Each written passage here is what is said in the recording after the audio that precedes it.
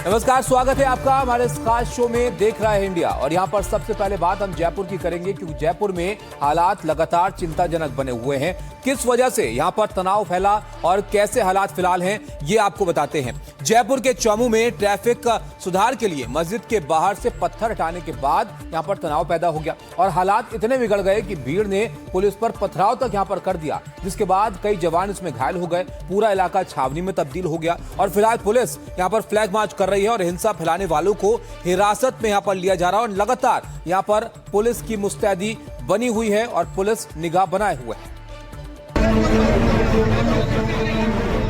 यहाँ पर इस तरीके से पुलिस का भारी जाब्ता मौजूद है। फ्लैग मार्च यहाँ पर किया जा रहा है पुलिस की ओर से।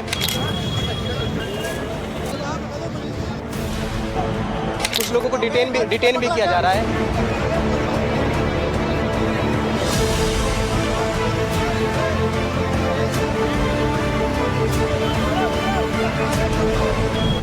मस्जिद के बाहर पत्थर हटाने का विवाद।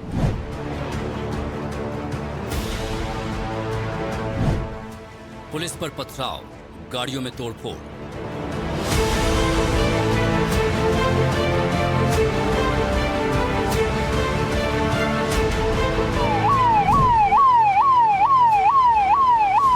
जयपुर के चौमू में अचानक तनाव फैल गया।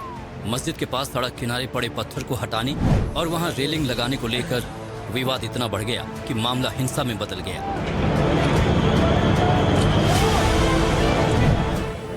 बस स्टैंड इलाके में भारी भीड़ जमा हो गई। पुलिस को निशाना बनाकर पथराव किया गया। पत्थरबाजी में करीब आधा दर्जन पुलिसकर्मी घायल हो गए।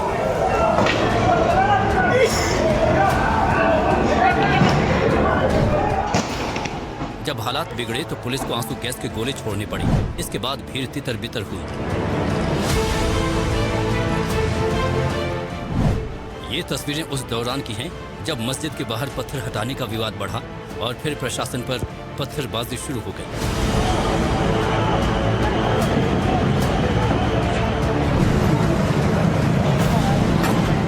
ये उन गाड़ियों की तस्वीरें हैं जो विवाद के दौरान क्षतिग्रस्त हुई हैं। देखिए गाड़ियों का क्या हाल हुआ है। शीशे चकनाचूर हो गए हैं। आगे पीछे हर तरफ कांच ही कांच पड़ा दिखाई दे रहा है।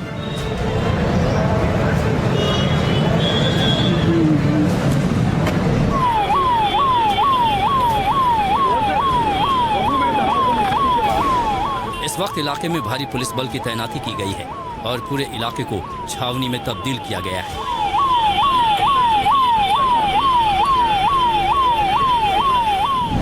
इन 6 तस्वीरों में आप देख सकते हैं किस तरह से पत्थर हटाने पर बड़ा फसाद हो गया। एक तरफ सड़क पर पुलिस फ्लैग मार्च कर रही है तो वहीं दूसरी तरफ आरोपियों की तलाश की जा रही है। हालात को काबू में किया जा रहा है।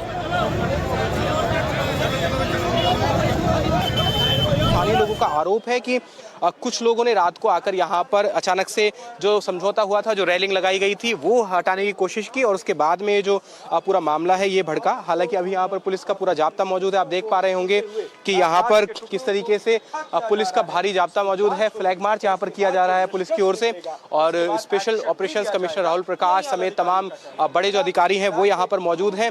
कुछ लोगों को डिटेन भी किया जा रहा है। यहाँ पर देखते हैं आप, है ना, यहाँ पर हम दिखा रहे हैं आपको, सबसे पहले यहाँ पर दिखा रहे हैं कि यहाँ पे इसको डिटेन भी किया गया है। कुछ लोगों को डिटेन भी यहाँ से किया जा रहा है।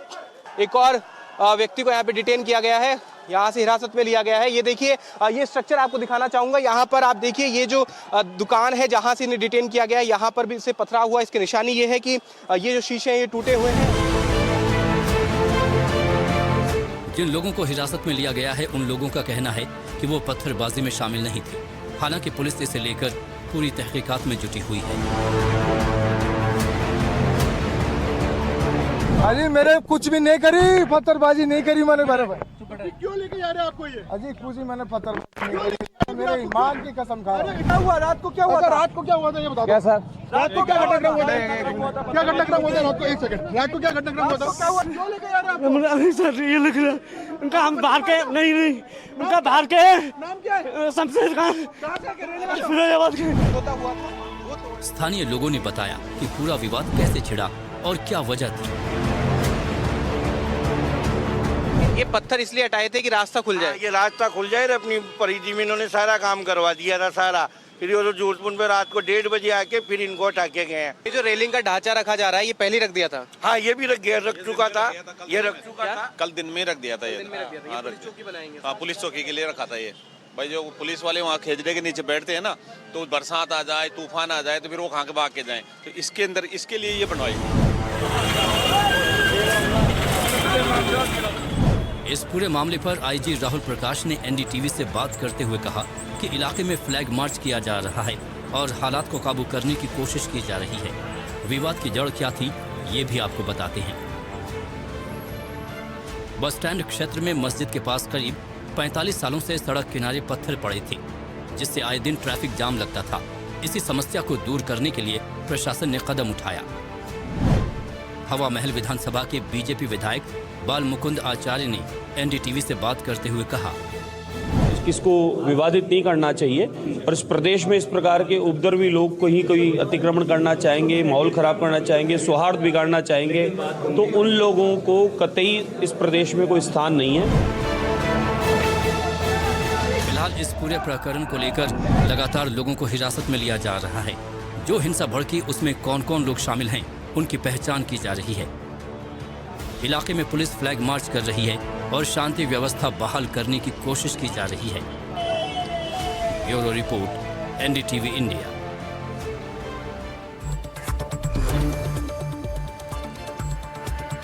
और अब रुख करते उत्तर प्रदेश का और आपको बताते हैं कि यूपी के बदायूं में बांग्लादेश को लेकर क्या खबर यहां पर आई है। बदायूं से जहां पर एक छात्र ने दूसरे छात्रों पर आरोप लगाया कि उन्होंने उसे जान से मारने की धमकी दी, उसका हाल बांग्लादेश के दीपू जैसा करने को कहा और इस मामले ने अब तूल पकड़ लिया है और विश्व हिंदू परिषद के कार्यकर्ताओं में इस घटना को लेकर काफी रोष है। इस पर एक रिपोर्ट सर आप देखिए।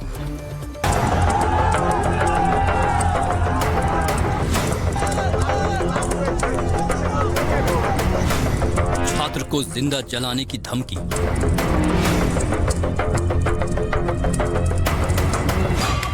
बांग्लादेश जैसा हाल करने की धमकी। दीपू जैसा हाल करने की धमकी। बदायूं मेडिकल कॉलेज में ये क्या हुआ?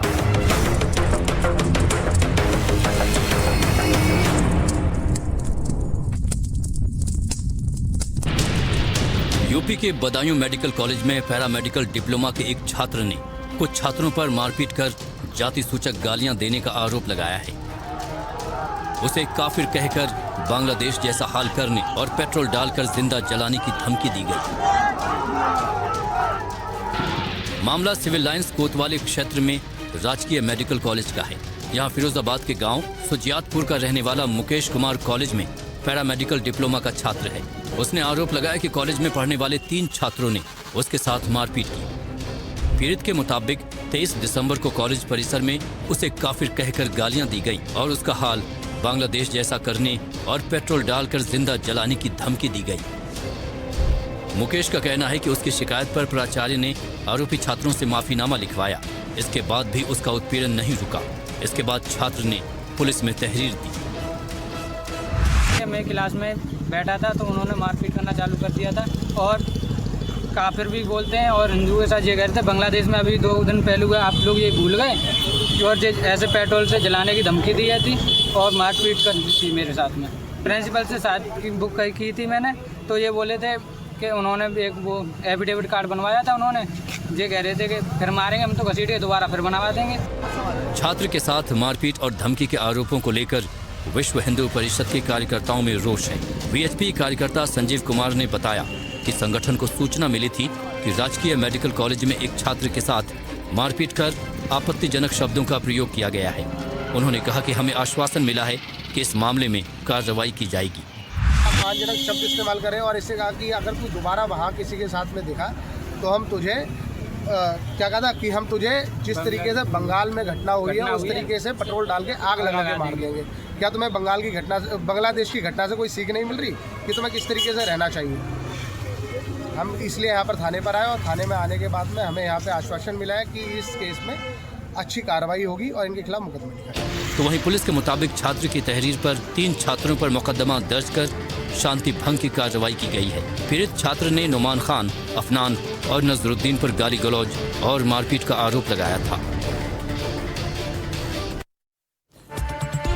अब आपको एक खबर उत्तर प्रदेश की राजधानी लखनऊ से हम दिखाते हैं। अपनी तमीज और तहजीब के लिए मशहूर लखनऊ शहर में गमला चुराने के लिए लोग पहले मैं करते हुए नजर आए। अटल बिहारी वाजपेयी की 101वीं जयंती पर प्रधानमंत्री मोदी ने लखनऊ में राष्ट्रीय प्रेरणा स्थल का उद्घाटन किया और ये जो कार्यक्रम था जैसे ही खत्म हुआ, प्रेरणा स्थल पर लोग हजारों गमले चोरी करके अपने साथ ले गए। चोरी की तस्वीर काफी शर्मनाक है, पूरे इंटरनेट पर ये जमकर वायरल हो रही है।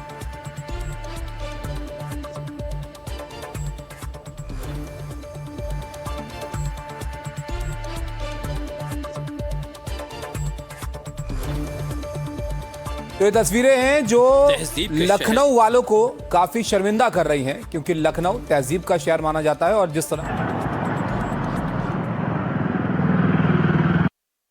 लखनऊ में शोर, कहां से आए गमला चोर।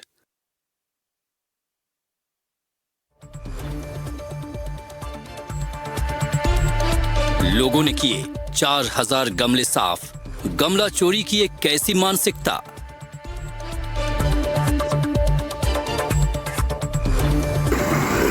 अदब और तहजीब के शहर कहे जाने वाले लखनऊ में 25 दिसंबर की शाम एक बेहद शर्मनाक घटना घटी। पीएम के कार्यक्रम के लिए लखनऊ को सजाया गया था। जगह जगह फूलों से भरे गमले लगाए गए थे। लेकिन जैसे ही कार्यक्रम खत्म हुआ, लोग गमलों पर टूट पड़े। कोई बाइक से, कोई स्कूटी से, तो कोई पैदल ही गमले उठा के चलता बना। गाड़ी वाले भी इस हरकत से पीछे नहीं हटे।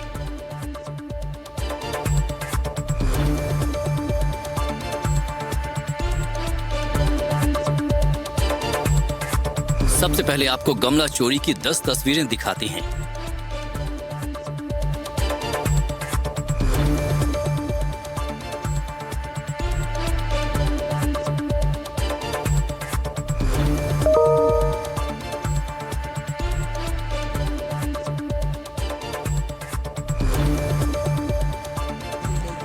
अब जरा इस वीडियो को देखिए। सफेद स्वेटर पहनी इस महिला की हरकत देख आपको भी शर्म आ जाएगी। दोनों हाथों में गमले और चेहरे पर कोई शर्म नहीं। चोरी की रफ्तार देख लग रहा है सामान गायब करने में महिला ने पीएचडी की हुई है। लेकिन जरा रुकिए, बगल में ही स्कूटी पर शख्स है। रुकने की कोशिश तो छोड़िए, भाई साहब खुद गमले चोरी करने के लिए चुन रहे हैं। मौका मिलते ही गमले को स्कूटी पर रखा और निकल गए। अब अगली तस्वीर। यहाँ तो ऐसा लग रहा है मानो गमले की दुकान से लोग शॉपिंग करने आए हैं। एक साथ कई लोग गमले साफ कर रहे हैं। ऐसा लग रहा है कि गमले चोरी करने का कंपटीशन चल रहा है। जो जितने ज्यादा गमले चुराएगा उसे उतना ही बड़ा इनाम मिलेगा। लेकिन इस तस्वीर में एक हैरान करने वाली बात भी है। जब ये पूरी चोरी की वारदात हो रही है तो वहाँ एक पुलिस वाला भी मौजूद है जो महज तमाशा देख रहा है। बाइक पर सवार इन महापुरुषों को भी देखिए। जैसे आप लोग सुपरमार्केट में सामान खरीदते हैं, वैसे ये गमले चोरी कर रहे हैं। एक नहीं, दो नहीं, बल्कि 3 गमले पीछे बैठे शख्स ने उठाए और एक बड़ी मुस्कुराहट के साथ बाइक से चलते बने। चेहरे पर इतनी बड़ी मुस्कान थी, और होगी भी क्यों ना, क्योंकि मुस्कुराइए, आप लखनऊ में हैं। कहते हैं चोरी एक आदत होती है। चाहे इंसान के पास कितने भी पैसे हो, लेकिन आदतन जो चोर होते हैं वो चोरी कर ही लेते हैं। और ये बात मैं इसलिए कह रहा हूँ क्योंकि अदब के शहर लखनऊ में कल कुछ ऐसी चोरी हुई जिसकी ना किसी को उम्मीद थी और ना किसी को कोई खास ज़रूरत कि इस तरह की चोरी करे। हुआ यूँ कि लखनऊ में प्रधानमंत्री नरेंद्र मोदी आए थे। प्रेरणा स्थल का उद्घाटन हो रहा था और प्रधानमंत्री नरेंद्र मोदी के प्रेरणा स्थल से निकलते ही लोग उनके कटआउट्स लेकर के निकले और शाम ढलते ढलते लोगों ने सड़कों से गमले चुराने शुरू कर दिए। जी हाँ, छोटे छोटे गमले।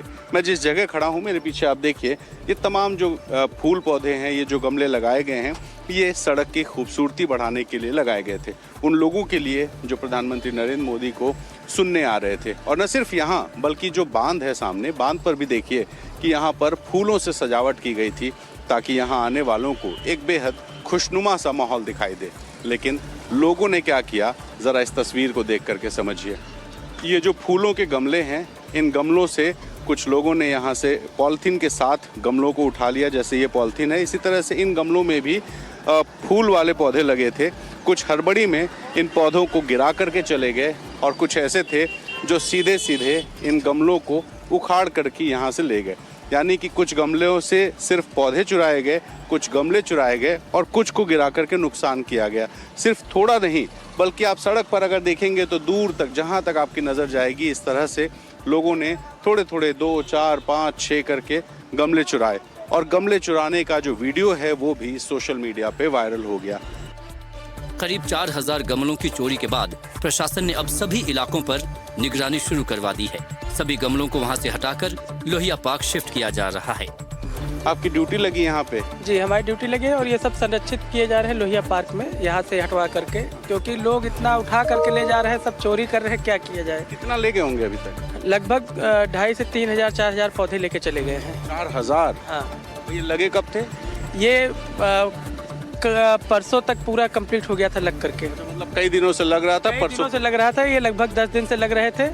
और क्या इसको सब जब हम लोग को सूचना मिली तो कल से ही आदमी लग करके हम लोग अपना संरक्षित करा रहे हैं इसको लोहिया पार्क में ले जा करके, गोमती नगर लोहिया पार्क में। मैं देख रहा हूँ कुछ तो गमले सहित, प्लास्टिक सहित जैसे ये लेके गए, ये नहीं ले जा पाए तो फेंक के चले गए।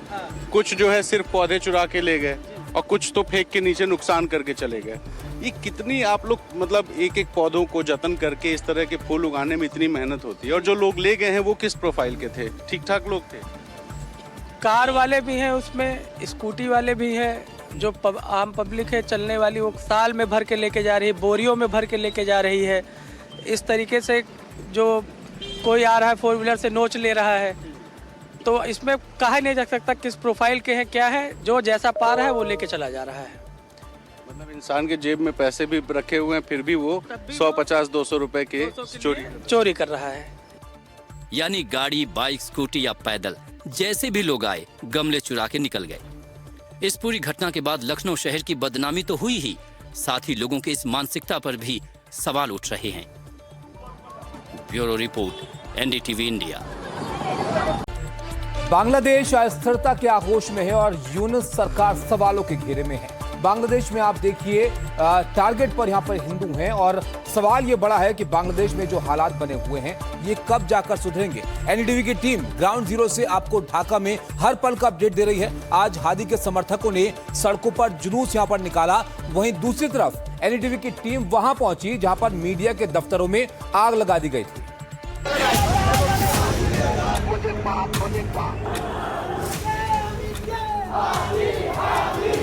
इस बीच ढाका में शुक्रवार की नमाज के बाद हादी के समर्थकों ने हादी के लिए न्याय और हत्यारों को फांसी की मांग करते हुए एक जुलूस निकाला।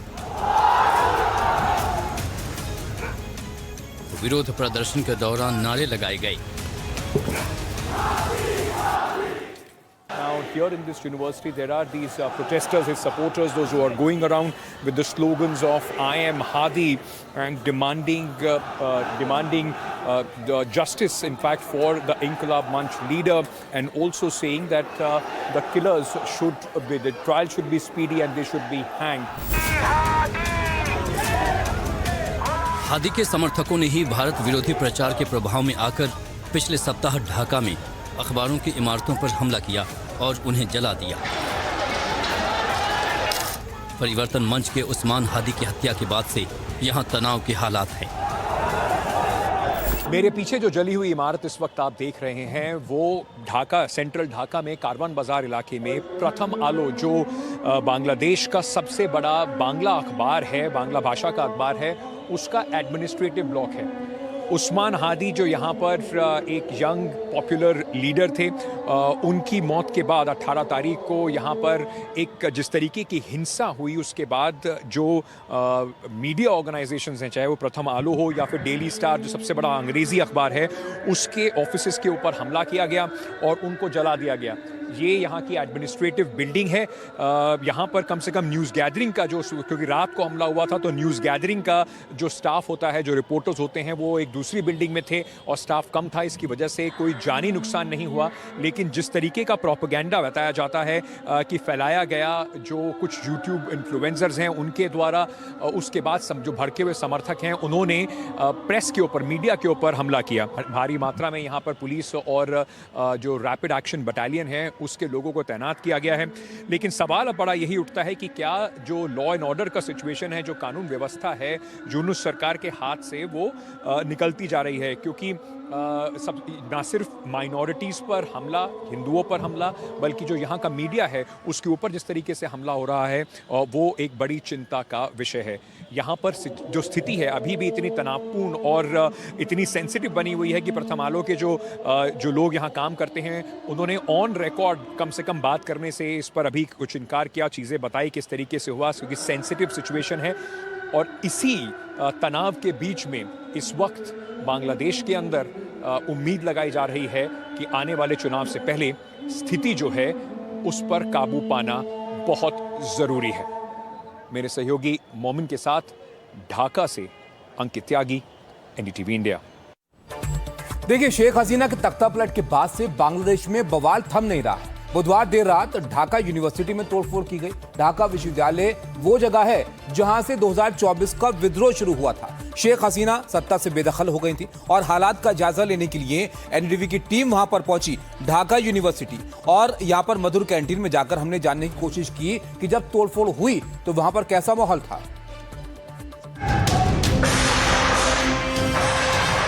ढाका यूनिवर्सिटी की मधुर कैंटीन।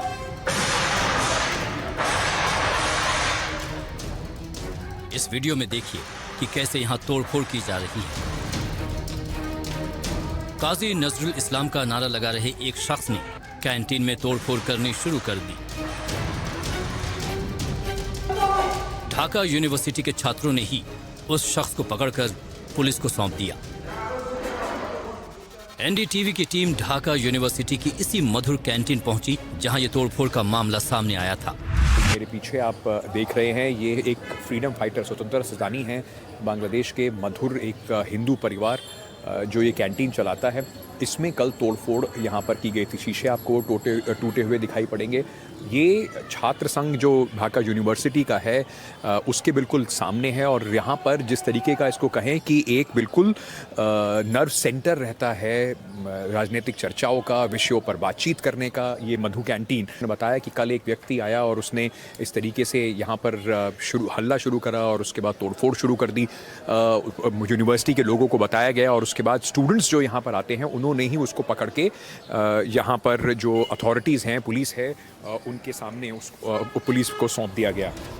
मधुर कैंटीन के मालिक से भी एनडीटीवी ने बात की और ये जानने की कोशिश की कि जब कैंटीन में तोड़फोड़ हुई और हालात बिगड़े तब वहाँ कैसा माहौल था, तोड़फोड़ करने वाला शख्स क्या कर रहा था और क्या कह रहा था।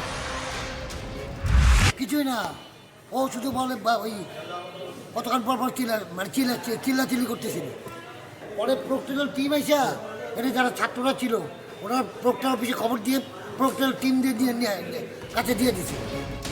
मधुर कैंटीन की शुरुआत 1921 में मधुसूदन डे ने ढाका यूनिवर्सिटी में की थी। ये कैंटीन बाद में भाषा आंदोलनों और 1971 के लिबरेशन वॉर का केंद्र बन गई। ढाका विश्वविद्यालय वो जगह भी है जहां से 2024 का विद्रोह शुरू हुआ था और इसी विद्रोह ने शेख हसीना को सत्ता से बेदखल कर दिया था।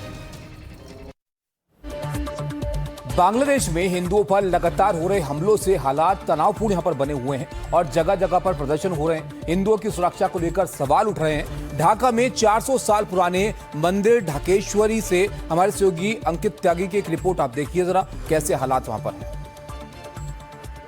ढाका के लालबाग इलाके में इस वक्त मैं जहां से आपके पास ये तस्वीरें लेकर आ रहा हूं, ये ढाकेश्वरी मंदिर है। 400 साल पुराना ये मंदिर यहाँ पर हिंदू धर्म और हिंदुओं की आस्था का एक बड़ा स्थान, एक बड़ा प्रतीक है।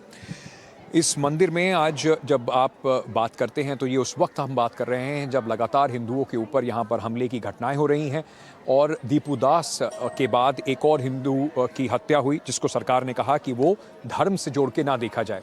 लेकिन दीपू दास को लेकर लोगों के मन में डर भी है, संशय भी है। कुछ दिन पहले यहाँ पर ये आप मेरे पीछे पोस्टर भी देखेंगे, दीपू दास को जिस तरीके से मारा गया था, उसके बाद यहाँ पर एक प्रार्थना सभा रखी गई थी और ये एक सिंबल बन गया है पूरे जो यहाँ पर हिंदू कम्युनिटी है उनका साथ में इकट्ठे आने का, माइनॉरिटीज़ के ऊपर, उनके ऊपर जो इस वक्त एक डर का माहौल है उसके बारे में बातचीत करने का। तो यहाँ पर वो संगठित होकर उन्होंने इस बारे में प्रार्थना सभा के बाद बातचीत भी हुई।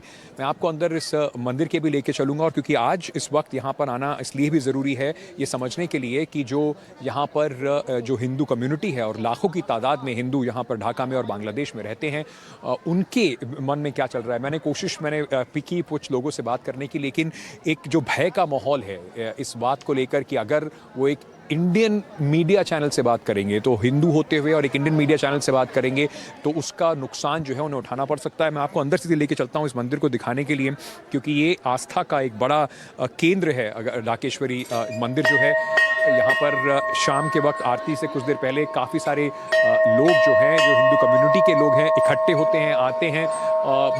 यहाँ पे धर्म के साथ साथ जो हिंदू कम्युनिटी है उसका लोग यहाँ पर इकट्ठे होकर जो फ़िलहाल जो वर्तमान में माहौल बना हुआ है उसके ऊपर चर्चा भी यहाँ पर करते हुए मैंने लोगों को देखा। तो आप यहाँ पर देखेंगे मेरे वो जो है पीछे ये मेन मंदिर है।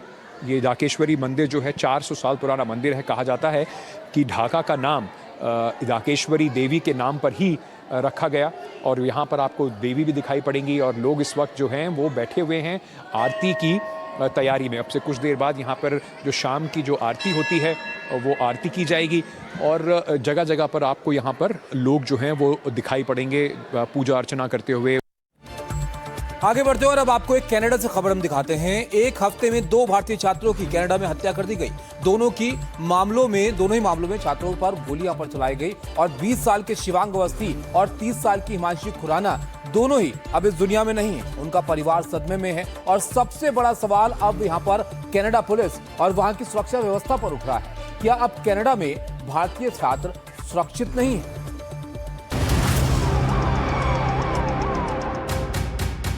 कनाडा में एक और भारतीय की हत्या। 2 दिन 2 मर्डर से दहला टोरंटो।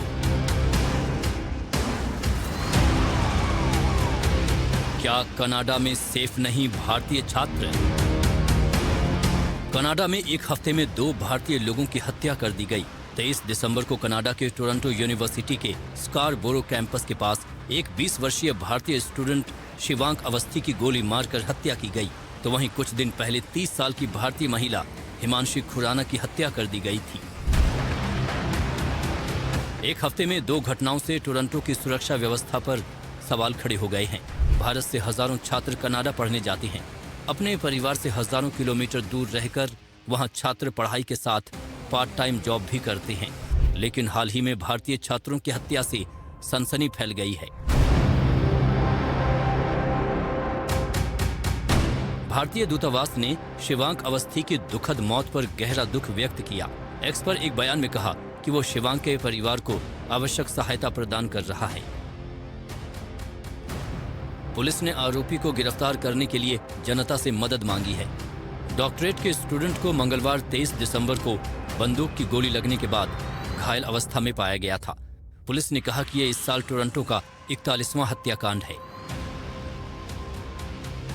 पिछले हफ्ते टोरंटो में 30 साल की भारतीय महिला हिमांशी खुराना की हत्या कर दी गई थी। स्ट्रेटन एवेन्यू और वेलिंगटन स्ट्रीट डब्ल्यू क्षेत्र में गुमशुदगी की रिपोर्ट दर्ज होने के एक दिन बाद शनिवार को पुलिस को उसकी बॉडी एक आवास में मिली थी। पुलिस ने मामले के संदिग्ध 32 वर्षीय अब्दुल गफूरी के खिलाफ फर्स्ट डिग्री हत्या का वारंट भी जारी किया। पुलिस ने बताया कि गफूरी भी टोरंटो का रहने वाला है और उसके साथ मृतका रिलेशनशिप में थी। Bureau report, NDTV India. तो इसी के साथ मेरे साथ था इस बुलेटिन में फिलहाल के लिए इतना ही। यहाँ पर एक ब्रेक के लिए हम रुकेंगे। ब्रेक के उस पार आपके लिए कुछ और महत्वपूर्ण खबरें कहीं मचाएगा।